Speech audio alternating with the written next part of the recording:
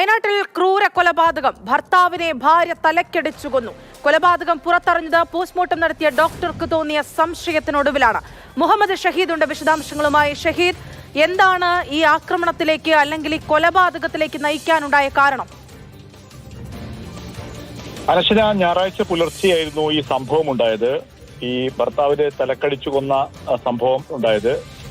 കാര്യമ്പാതി ചന്ദ്രൻ, 56 വയസ്സാണ് ചന്ദ്രനുള്ളത്. ചന്ദ്രനാണ് കൊല്ലപ്പെട്ടത്. സംഭവത്തിൽ ഭാര്യ ഭവാനിയെ പോലീസ് അറസ്റ്റ് ചെയ്തു കഴിഞ്ഞു. ചന്ദ്രൻ പുലർച്ചെ 3 മണിയോടുകൂടി ശുചിമുറിയിൽ പോകുന്നതിനായി കട്ടിലിൽ നിന്ന് എഴുന്നേറ്റ ചന്ദ്രൻ നിലത്ത് വീണെന്ന് പറഞ്ഞായിരുന്നു ഭവാനി അയൽവാസികളെയും ബന്ധുക്കളെയും കൂട്ടി ആശുപത്രിയിൽ എത്തിച്ചത്. ആശുപത്രിയിൽ എത്തുമ്പോൾ മരണം സ്ഥിരീകരിച്ചിരുന്നു.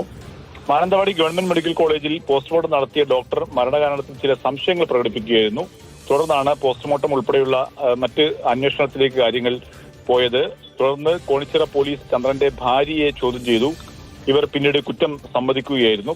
ചന്ദ്രൻ ഭാര്യയും മാത്രമാണ് വീട്ടിൽ താമസിച്ചിരുന്നത്. സ്ഥിരമായി മദ്യപിക്കുന്ന ആളാണ് ചന്ദ്രൻ. വീട്ടിൽ വന്ന് സ്ഥിരമായി പ്രശ്നങ്ങൾ ഉണ്ടാക്കുമായിരുന്നുവെന്ന് പോലീസിന് അന്വേഷണത്തിൽ ചോദ്യം ചെയ്യലിൽ വ്യക്തമായി.